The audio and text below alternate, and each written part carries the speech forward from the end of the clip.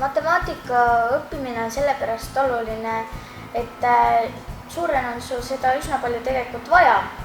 Et liitmist, lahutamist, korrutamist, jagamist ja muid asju.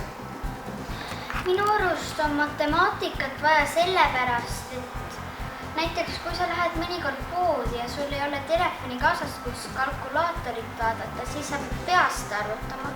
Ja nagunii tuleb üldse palju asju elus ette, mida tuleb matemaatikaga lahendada.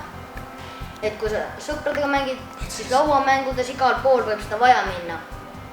Elus ka, et näiteks kui sa oleks teadlane, siis sul läheb vaja matemaatikat, et teada, mida kokku panna. Sest niisama kokku pannes asju lihtsalt salkimine. Ja mõnel töökohal läheb seda vaja, et arvutamised aitavad sind tööl igal pool elus.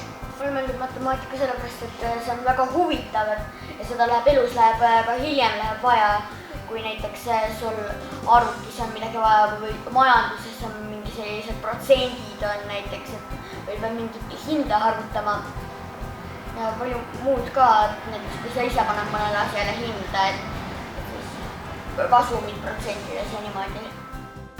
Matemaatika on universaalne keel. Kui te õpite näiteks ajalugu, siis mina kujutan ette, et iga kuu aja tagant on vaja seda ümber õppida, sest kõik on muutumises.